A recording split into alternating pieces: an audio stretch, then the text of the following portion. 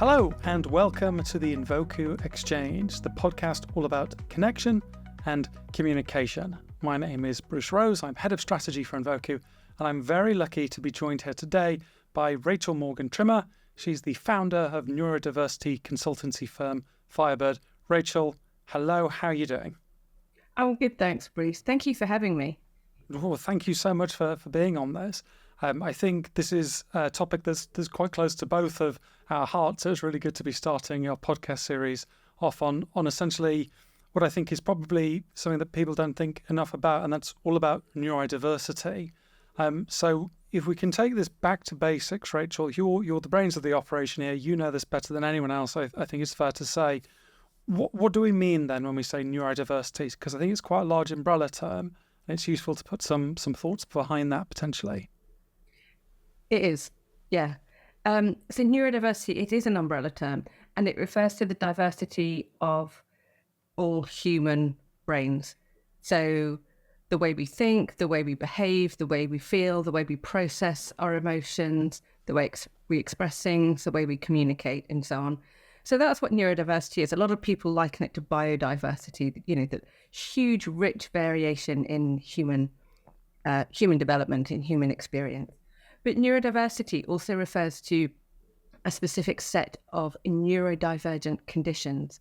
And these are dyslexia, dyscalculia, dyspraxia, ADHD, that's attention deficit hyperactivity disorder, and autism. Now, some people include mental health conditions under the neurodiversity umbrella. I don't, and there's a very good reason for that.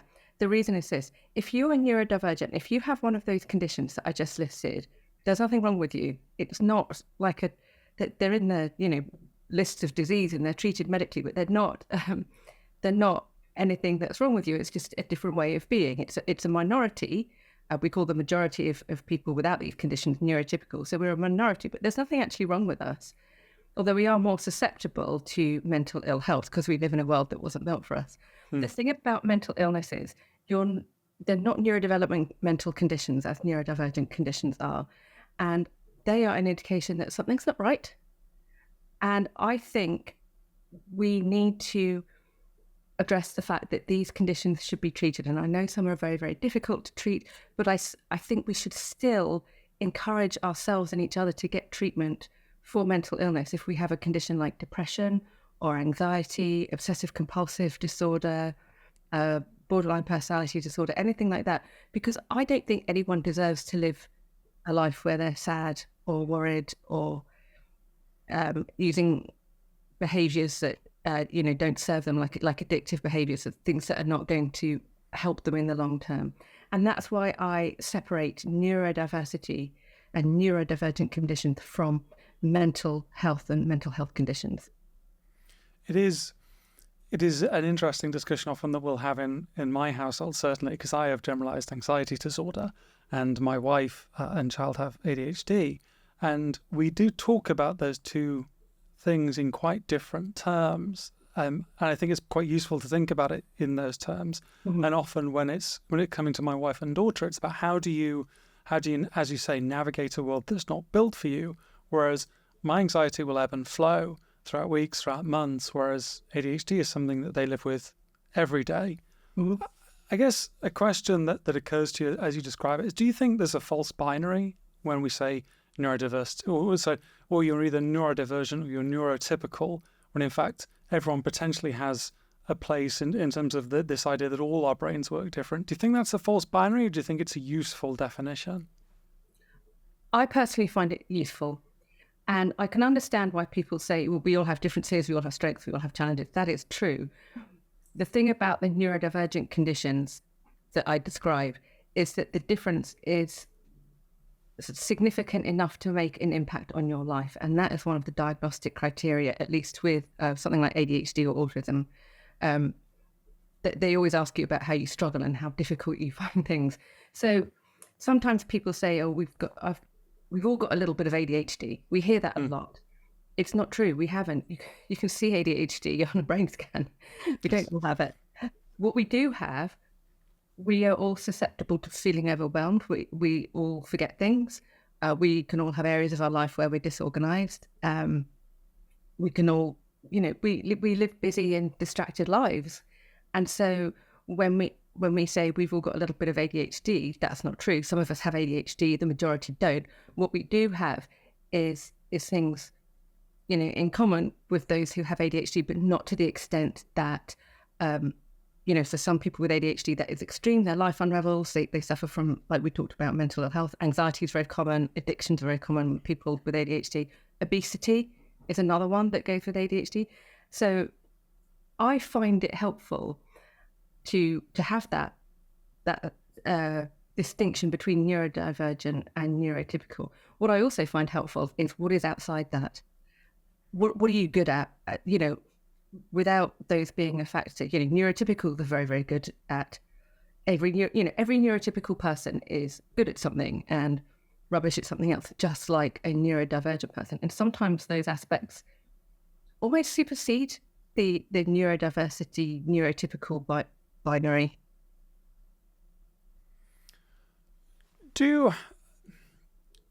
I guess number one, thank you for answering it that way. I think it's useful to also almost bust myths sometimes. This is a perception, a common perception, and it's actually like, no, this is a diagnostic condition. That there are criteria, you can go read the DSM, etc., and there is research happening all the time. I mean, the personal bugbear for me, with some friends with quite crippling obsessive compulsive disorder, is when people flippantly use that term to describe a need for neatness, which is, of course, is fine, but we're talking about diagnostic criteria that affects people's daily lives. And it's very important to keep that in mind if you want to create an environment that's inclusive of all people. And I guess on that tangent then, Rachel, when we're talking about this in the realm of communication and connection, I'm obviously leaping to the world of work and the world of business. And so I guess, what's the reality for this in the workplace? And is it a problem that businesses are even aware of? I know that's two very wide questions, but it'd be good to start you off on that.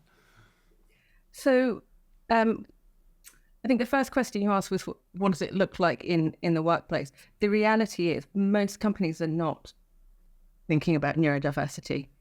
Or if they are, they've just heard of it, but aren't really doing anything to include neurodivergent people. So the reality is most neurodivergent people won't disclose their condition, at least at the interview stage. They might do it later. So you have a lot of undisclosed people walking around the workplace, and you also have undiagnosed people, because we know that the diagnostic rates are, they're picking up now with adults, but there's a lot of undiagnosed neurodiversity knocking around at the moment. And people think that's only autism and ADHD and only in women, and it's not. I've met lots of men who've received a late diagnosis, dyslexics who didn't know they were dyslexic, or people with dyscalculia, never knew it until, sometimes until my training session. And it's a massive revelation for them. So the thing is, people have these conditions and don't know. If they know, they're not disclosing often, unless a workplace is supportive. And I find that your question interesting, that you say, is it a problem for businesses? Because a lot of people see it as a big problem. Oh, we've got to include these people. They need all this special stuff. What are we going to do? But the problem is actually that they're not including people, and their businesses are suffering because they are not being inclusive. Because neurodivergent people are the only skills-based marginalised group. So everyone else we talk about, whether that's gender or race or LGBTQ plus or whatever it might be, that covers a full spectrum of all different kinds of people. When you're talking about neurodivergent people, with every one of those conditions that we talked about, come with specific strengths. So for autism, it'll be detail focused. For dyslexics, it's big picture thinking. For dyscalculia and dyslexia, spatial awareness and sort of problem solving. With ADHD, speed, creativity, ideas. You've got all these strengths. So if the businesses are not being inclusive, which most of them aren't, they're missing out on these strengths. And the strengths are not just, it's like the, you're talking about how something is extreme enough to be a diagnosis. The strengths, they're not part of the diagnosis, but they are to a level that you don't often find in neurotypical people. So when you talk about, say, autistic people, as an example, JP Morgan Chase had an autistic hiring program. So they got the autistics on board, like in a particular program. And they onboarded in 3 months, and it was taking everybody else 2 years. So when we talk about extremes, that's the sort of thing we're talking about. And we see it in things like staff retention. You're talking 97, 98% staff retention rates when you get inclusion right. That's a massive cost saving for businesses if you're not losing your best people. So I like to say that neurodivergent people have everything turned up to 11, which we do. But that's our strengths as well as our challenges. And the funny thing is, even though a lot of businesses aren't really addressing that, or they're afraid to address it, they're worried it's going to be difficult and costly, inclusion is actually really not a thing that needs to be turned up to 11 at all. It's really simple and really easy and cheap. So it's almost reframing it. It's not looking at this and looking at the environment saying this is a problem. It's actually, no, what we have here is potentially a lot of opportunity. And all it's going to take is a little bit of time, a little bit of thinking that's not just the same old thinking that we've been doing for decades. And in fact, we can begin to really not only help people, keep them, but essentially allow them to be their best selves. Is that a fair summation? Yeah, that's bang on. What I'm finding with the really progressive companies at the moment, we've gone from awareness to access to inclusion, and they're going beyond that, and they want people to thrive. So it's not just about getting people through the door and being able to work, and a lot of people are there now. It's also about supporting that person so they can really, really shine. And again, we've got statistics and case studies and things like that where you have people who are put into the right environment, neurodivergent people put into the right environment, and they really thrive, and they can work really well, and they're happy too, which is also important. Yeah, I mean, happy people are more productive people, they do better work. And also just from an ethical standpoint, I would like to think that businesses should care about whether people are happy. I think that's an important thing. When we were originally kind of sketching out Envoku, it was very initially like just a case of how do we make this environment more comfortable for people so they'll feel more able to share? And that then almost as we played on that and we pushed it, it became this idea of, no, actually, what we're doing here is not anything necessarily revolutionary, but just about creating a system whereby people can have their comfort level increased, spoken in a way they like to be spoken to, being able to share in a way they like, and that then sees so much more messages, so much more opinions. So it's amazing how quickly that opportunity begins to manifest and you begin to see the change. You obviously are quite fortunate. Obviously, in your work with Firebird, you get to speak to a lot of organizations. You get to go to a lot of organizations. What's the most common things that you see businesses getting wrong at the moment?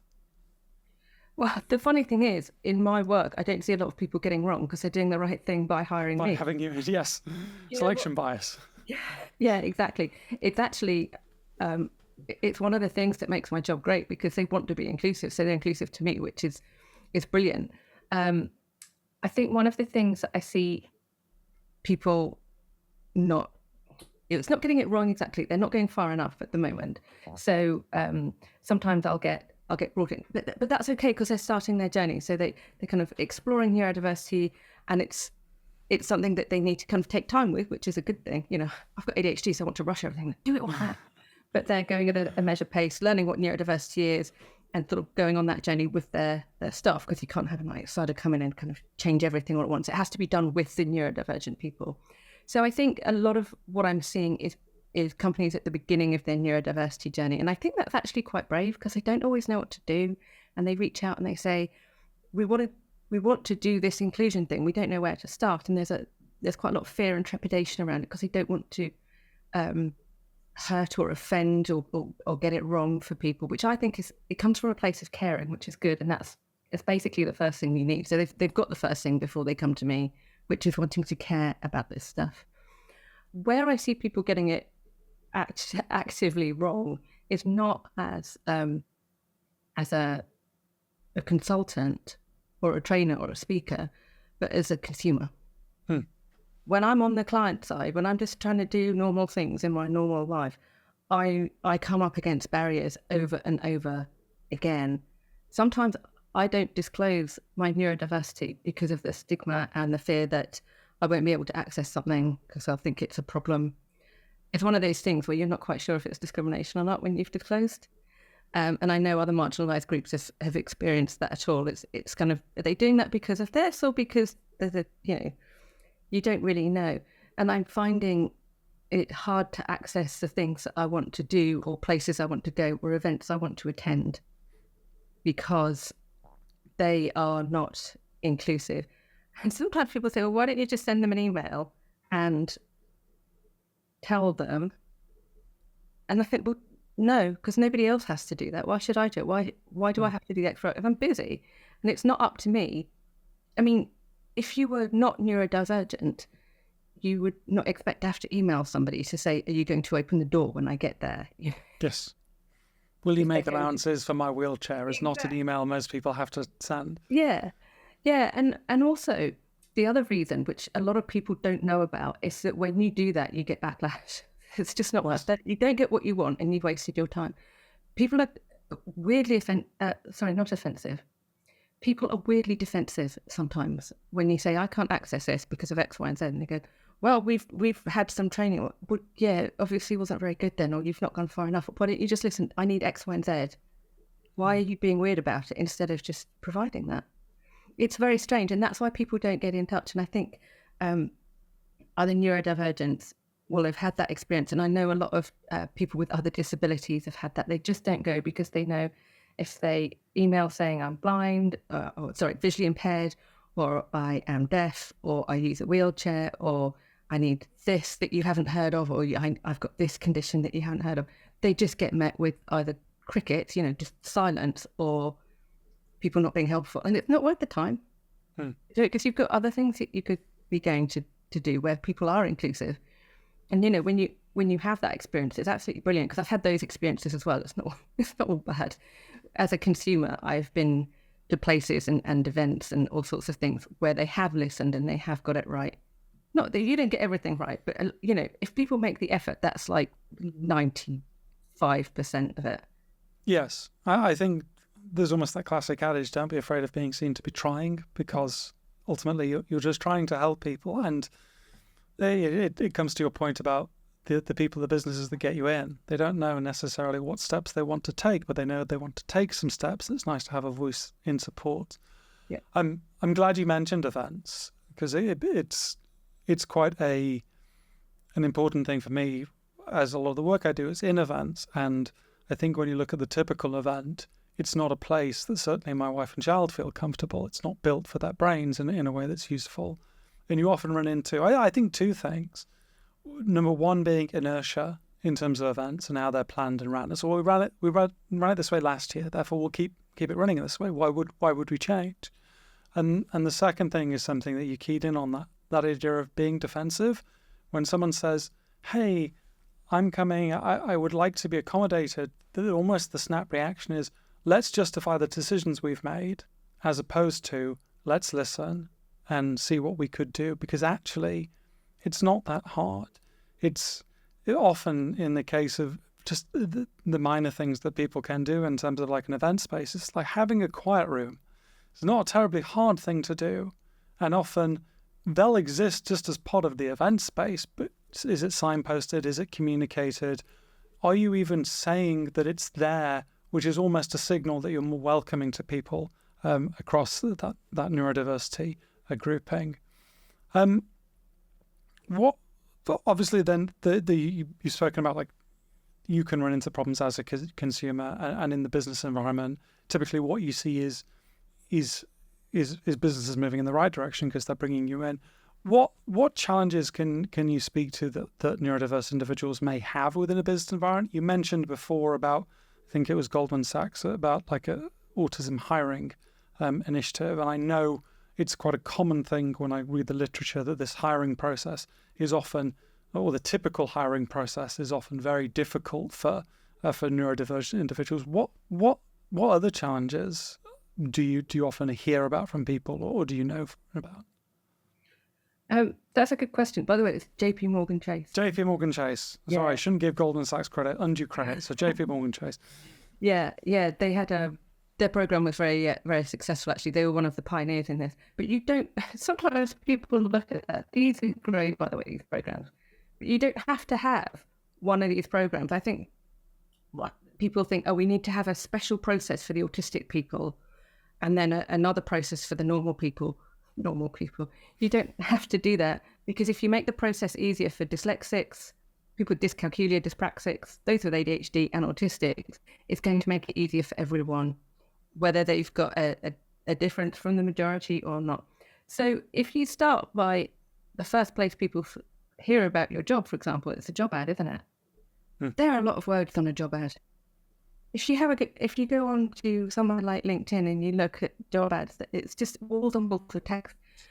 Even people who are neurotypical would struggle with a wall of text. Somebody who's dyslexic might not be able to actually sit down and read that. Somebody with ADHD might say, that's too long, I'm leaving. Breaking up that text is really useful with bullet points and heading things. Giving context as well, because a lot of the things in a job ad are really vague. So say good communication skills. What does that mean? Is that written communication, which I am good at, but a dyslexic person probably won't be? Is it verbal communication? Is it social communication? Because I am terrible at that. What does that even mean? So being specific. I've seen some job ads do kind of a day in the life thing, which gives a lot of context around it, which helps. But what I also see a lot of is that thing they put at the bottom: we are committed to including everyone regardless of this, that and the other. And 90% of those are on job ads that are not inclusive, and they're advertising a job in a process that is not inclusive. So I advise people to get rid of that, and instead say, we've got this and this in place for the interviews. If you need something that we haven't thought of, drop us a line, but that should be at the end. You should always put everything in place first, rather than asking people to contact you for anything else. So what we find is making the interview process more accessible really helps, and giving people the clear picture of the whole process. So you have the ad, and then you apply, and then you might have a pre-screening call, and then you might have an interview. Who's going to be at the interview? What's their LinkedIn profile, so people can look them up first? What questions are going to be asked? You can give people questions in advance. And so there's lots of things that you can do to make the process more inclusive. And one of the things that I really like is asking questions to get the answer that you want, which is easier for an autistic person, easier for everyone. They did a study on this at the University of Bath, and they had two groups of people, autistic and neurotypical, and they put them through a standard interview process. And the autistic people didn't do very well, predictably, because we don't interview. And then they changed the questions to use semantic prompting, which is what it's called when you want to get the right answer from someone. And some examples of that might be, instead of, tell me about yourself, because, we'll go off on a tangent. What is your job, and can you outline 3 of your key responsibilities? Or instead of, are you good at problem solving? We'll say yes. Tell me about a problem you had and how you solved it. So they changed the questions to be more clearer, really. And they put both groups of people through the process. And as expected, the autistic people did a lot better. But what they found was the neurotypicals did better too. So what you find in these is that the effect is greater for neurodivergent people, and that the neurotypicals benefit too. But what you find is you start to level the playing field, because the difference is smaller when you start to do that. So that's one example of how an inclusive process benefits everybody. It's not one thing for the neurodivergents and another for the neurotypicals. Do you think people do view it too often as a zero-sum game? It's just a cat of, no, it's absolutely not a zero-sum game at all. When we make this better for one group, it improves across the board. Therefore, why wouldn't we make it better? Yeah, exactly. And we've got buckets of evidence to show that. I mean, I've given you one example from a university. There's tons and tons to show the same thing. Even if you're not involved in any of that process, they found that the ripple effect in inclusive workplaces is actually quite strong. So everybody's benefiting, whether you're hiring or not, whether you're working with a neurodivergent person or not, everybody benefits. So I guess, and thank you for that. I think that's a good example of just like essentially for many people, the foot in the door of the new organisation. The interview process will be their first real contact with an organisation they may work for a very long time. Once we're past that, once we're in the company itself, what, I guess, is there anything there that is, I hate to use the term the typical business environment, but I guess it's become a bit of a shorthand. Like most places now expect there to be an open plan office, for there to be hot desking of some sort, for there to be short meeting rooms, for there to be a lot of hour-long. Is there a lot that happens in the kind of day-to-day business operating environment that is not ideally suitable for neurodiverse people? And I guess as a corollary from that, could be improved to make things better for everyone. Yeah, and I think what's key here is giving people options as much as you can, and flexibility and autonomy. People think that we're not that bothered about doing things our way, but we really are. We crave autonomy. So, for example, in a workplace, things like flexible working is brilliant, because some of us have weird circadian rhythms. And that's, again, is something that benefits everyone. In terms of the actual physical space, a lot of people work from home. Hybrid working is really beneficial. If you don't have that, some people can't do it, which is, okay. Things like having different sorts of environments, because you mentioned a quiet room. Quiet spaces are really good, but they're not the only thing. Sometimes we like a buzz. We can get stuff done with a buzz. Some people like background chatter. It actually helps us concentrate, especially those of us with ADHD who need something to soak up the extra attention. And there's a journalist called George Musser who wrote a really good article on working environments for New Scientist, and he referred to something called a spectrum of space. And what he means by that is having different spaces for different things. So you mentioned meeting rooms, so you can have like quite a dark meeting room to sort of get your head down and focus, or you can have quite a bright one with lots of windows and glass walls. Glass is really good for dyspraxics because we can see what's coming. Curved walls as well. You can't always curve things in a workspace. I understand that, but any spacious things you can do are really good for dyspraxics, who are often forgotten about in the neurodiversity conversation.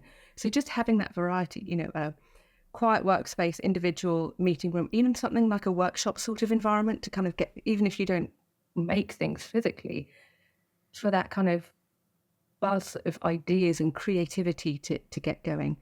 So those are a lot of things, and more, when you get down to the actual work itself, you have to adapt what you're doing to the individual. You can have some things available. So one place I worked at, they had a visual timeline thing, project management thing on the board, and it was color-coded. That's so easy, especially for dyslexics. You can see what's going on, who's going to do it. It's absolutely brilliant. Things like helping prioritize and manage people, particularly those with ADHD, helping with the order that things go in. A lot of managers have worked with their staff with ADHD to work out exactly what they want. What level of management do they want? How often do they want check-ins? And it might be different at different times. So there's a ton of things that people are doing in the workplace, both in terms of the actual physical environment and also in terms of how we work with and manage different members of staff. Do you think some businesses are afraid of asking, ultimately, how can we make you more comfortable? How can we help? Because they fear a list of answers that they view will cost them a lot of money, when actually it's going to be easy, simple things that are relatively quickly to implement. Absolutely. And I see that a lot. I don't see the cost one so much, or the complexity one, which I know is it is out there, because I have individuals coming to me saying, I want this. I'm not, my manager won't sign it off. They won't even give me help me with access to work, which is a government grant that provides certain supports for disabled people. Neurodivergent conditions are counted as a disability legally. So you can get like a PA or a job coach or software or whatever you need. Sometimes they won't even help them with it. They think it's going to snowball. You having this, and someone else will want that. That's quite a common fear, which is ridiculous, because dyslexics really benefit, for example, from reading and writing software. Other people aren't going to use it because they don't need it. Yes. I know someone who had to fill in 3 forms to get a chair You think, well, someone without a condition doesn't have to do that. And I think a lot of workplaces make it overly complicated when it doesn't need to be. And it's certainly not expensive. We know that over half of accommodations for neurodivergent people don't cost anything at all. We've got that evidence. It's the US Job Accommodation Network who brings that out every year. And another thing that I find, though, with the people I work with, it's not just the fear of the complexity and the cost and the snowball effect. If we give you this, everyone will want one. It's a fear of offending or overstepping, which again, as I mentioned before, comes from a place of caring, which is nice, but we need to get past that and offer things, because they don't want to sort of steam up to someone and go, oh, you've got something wrong with you, let me help you. And they don't want to be patronising and interfere too much. But I think that offering things can be really helpful. And one thing that I find is absolutely brilliant about neurotypicals in particular is that neurotypicals quite often have ideas that a neurodivergent person won't have thought of, because they're always on the outside looking in. And I've had so many great ideas from neurotypicals on how to manage, somebody with autism, somebody with ADHD, somebody with dyslexia, and so on.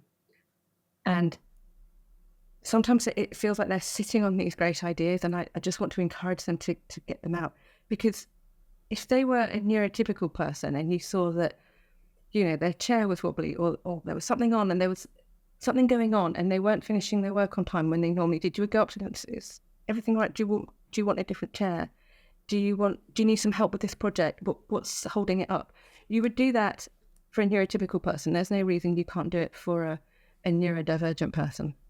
I think there's almost this idea that potentially at a management level, there needs to be more focus on conversations like this and how to handle them, and in some instances maybe just how to have them in the first instance.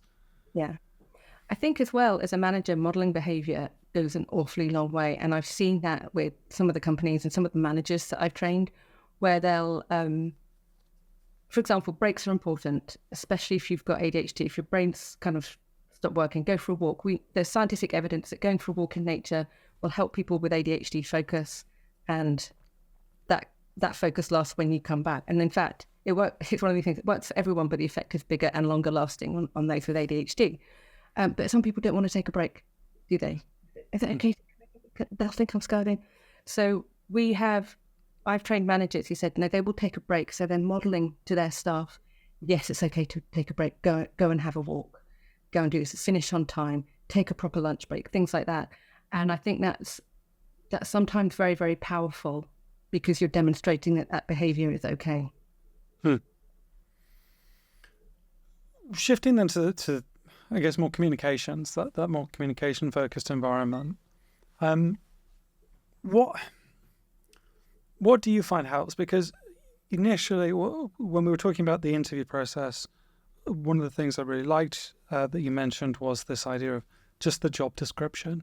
That actually something that we have long considered, well, it always has to be that way, doesn't have to be that way at all. You don't have to put this, 4-page bullet point list. I think some of the most effective job adverts I've ever seen have been more video-based, where it's actually a case of, here's the role, let me explain it, we're human, etc., as opposed to wading through reams of text, which it seems can be more often for search engine optimization than actually hiring the right people. So I remember when we were setting up Envoku, it was really important to us that there wasn't just one big red button, which when you press send goes off to every single individual, all the same message, but actually some are more visual, some are audio-based, some are just key statistics, some are simply next steps. So when we're talking about communication, obviously we're talking there about management communication, that very personal interpersonal communication. When we're looking at that broad spectrum of communication, what should we be doing? What are the best practices in this field? Well, I think you've already touched on it there. It's a spectrum of communication, because, I talked about keeping things short initially, but some people want the detail. So, if you're with the job ads, you can have more information about this is here if people want it. You've talked about having audio, which a lot of dyslexics like, video, which is good for a lot of people, because not just neurodivergent people, because a lot of younger people like video.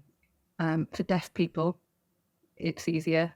sometimes to watch a video, because you can put the subtitles on if they don't want to read. Because some deaf people have lower literacy rates. I've learned this doing my deaf awareness course. So we're talking about all kinds of people who benefit from this variety in communication. Another one is people who have English as a second language, especially if they're written English and reading English is hard for them because they come from their first language has a different alphabet, things like that. So having this variety in communication is really important, and it's not just the way you send it out, it's the way you receive it.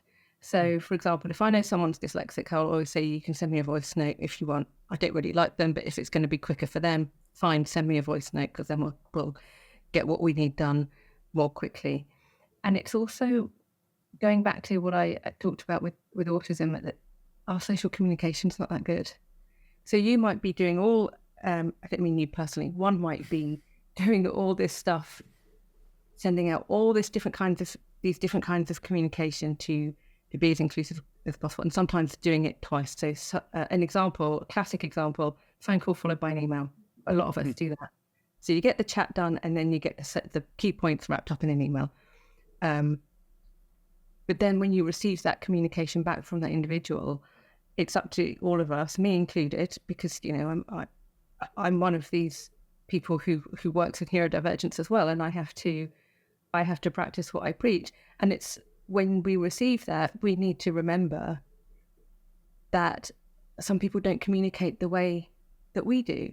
So for autistic people, tend to be quite to the point. Sometimes it comes across as rude, and it's not meant to. It's just meant to be clear. And even though I'm autistic, sometimes I bristle a little at the way some autistic people talk to me, because I was brought up not knowing I was autistic. I'm female and brought up in a world where women are meant to be very polite all the time. So I was brought up to be terribly polite and consider other people's feelings all the time, to my detriment, in fact. But the thing is, we are all subject to our own prejudices, and we can be closed-minded about things, and we need to remember to be a bit more open-minded when it comes to communication, not just what we're giving out, but also what we're receiving. Yeah, essentially, a good kind of thought to key on is keep an open mind and understand that actually we're not just dealing with a single solution, but rather a range of solutions. But that's a set that will benefit everyone. We're coming to the end of our discussion. Thank you, Richard, for all your time. There's a few more points I just want to key on before the end. I think if you're an organisation out there listening to this thinking, well, actually, this all sounds very sensible, it is the kind of thing that I want to get going. And we hear an awful lot these days about, well, we must do data-based initiatives. We must justify anything that we do. If you were starting this and you wanted to try and measure the success, how would you go about it? What would you recommend? It's quite tricky because there's a lot of unknowns in terms of the chat that I mentioned earlier. People aren't disclosing, people aren't necessarily diagnosed. What I've seen in my work is an uptick in people who are both diagnosed and disclosing. Sometimes they'll disclose in the middle of a training session, which is fantastic, because suddenly it's brilliant, because sometimes they feel it's the first time they felt safe. Yes. And psychological safety has been established, therefore I can say this. Yeah, which is absolutely brilliant. So I think that's part of what we do. And we also find, oddly, that the communication improves across the board, not just for neurodivergent people, but we've had feedback from clients saying everybody's communicating more effectively, they're communicating more respectfully, and that's not the initial point of the training, but we find that's one of those ripple effects that I talked about earlier that happens when you do inclusion training. People do start to communicate better, and it becomes a more happy and productive workplace as a result. So there's still there's a lot of statistics from other companies, like I mentioned, JP Morgan Chase, Harvard Business Review have done some work on this too, and others, on the effect of inclusion. So if you don't have your own data on this, it's good to look at other people's, because they all point to the same thing. They all point to the fact that inclusion is good. There's no denying it, because there isn't any sort of counter evidence to to say that actually this has been detrimental or it's not provided a return on investment. Everything we've looked at, it's all positives. So to measure it, you would have to do it over a longer term than you might ordinarily do. I would say maybe 6 months to a year that we would normally look at. And you would be looking at things like retention is a big one. People stay where they're happy. Proactive disclosure, that means disclosing of your own bad, not reacting because of something that's happened. Any KPIs that you may use in your business, obviously profit is a big one, but any other KPIs that you might be using. We've done anonymous surveys as well, and we talk about what people's plans are. There are metrics you can use to see how happy people are at work, not just are you happy or not, but a few other things. Physical health is an indication and things like that. But also how long you're planning to stay here is quite a good one to measure. You have to do it anonymously because people won't tell you the truth. Yes. Face to face. But there's lots of metrics you can use, and not always the obvious ones. You might also see an increase in diversity outside neurodiversity, so other disabilities. We quite often work with companies which don't have that many women in, and they want to increase their gender diversity. Sometimes we see that happening as a result of neurodiversity initiatives, just because women feel more comfortable when the place is sort of actively trying to be inclusive. It's funny, yeah, and I guess from a communication standpoint, looking at our own Envoku data, when we have looked at essentially when we've accounted for a lot of different preferences, either in an events context or in a communications preference, we know that when we do it, the number go up, things get better, open rates improve, retention rates improve, people report outcomes at the end of events with things being better. So it is a fact that actually you can probably look at a broad range of statistics and essentially looking at the health of your business, and it will improve as you begin to drive some of these differences. I do take your point and think this is a very important one. That it has to be on the right time frame. You cannot do this in a week. You cannot do this in a month. It is longer than that. The benefits, though, will also last just as long, if not longer. So it's well worth doing. So I guess, Rachel, coming to the end of our discussion, if you could give that one key thing, I can permit you two if you prefer, but if there was one key message that you'd really like to share within this context, what would it be to businesses listening who are interested in this, who want to get started, or perhaps not even aware of this as an opportunity? Excuse me. I think my one tip would just be to do it. You need to get over the whatever fears or trepidation or stumbling blocks that there might be. And you don't, like you said, you don't have to do it in a week. You don't have to implement a massive neurodiversity program or spend loads of money. It is enough just to go and look at, go and look at a video if you want. Go and look at some content on social media around neurodiversity. Read a book if you're old school. I have a lot of books. I think it starts with wanting to understand neurodiversity. I can guarantee you one thing, which is that you won't get anywhere unless you do something if you want to be more inclusive. And that something can be just as simple as looking to understand it more, just finding out a bit more, learning a bit more. Once you've done that, you can decide, what sort of road you want to go down to be inclusive, what you want to do, where you want to start, all of that. But it starts with actually taking the first step, taking some action to learn and understand about neurodiversity. I think that's a wonderful takeaway. And I think the other thing I'd add to that, I want to permit myself a single takeaway, which is comes to the front of our discussion, is do not think of this as a problem to solve. Think of this as an opportunity for whatever it is that you're trying to do.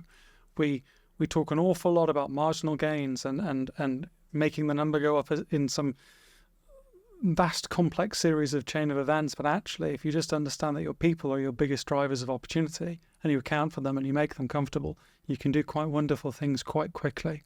And I think that really is an important way of framing this discussion. So Rachel, thank you so much. If dear listeners, if you're out there and you're interested in taking that first step, as Rachel alluded to, I'd really encourage you to check out her wonderful neurodiversity consultancy, Firebird. What's the URL for that, Rachel, so people can access? It's askfirebird.com. Wonderful. Thank you very much. To ask we wanted people to come to us ask their questions about neurodiversity. That's why it's askfirebird.com. I like it. Askfirebird.com. Please do check that out. If you're interested in more of the communications and how you can send different things to different people, by all means, check us out at Envoku.com. But for now, that is it. Rachel, thank you so much for your time and have a good day.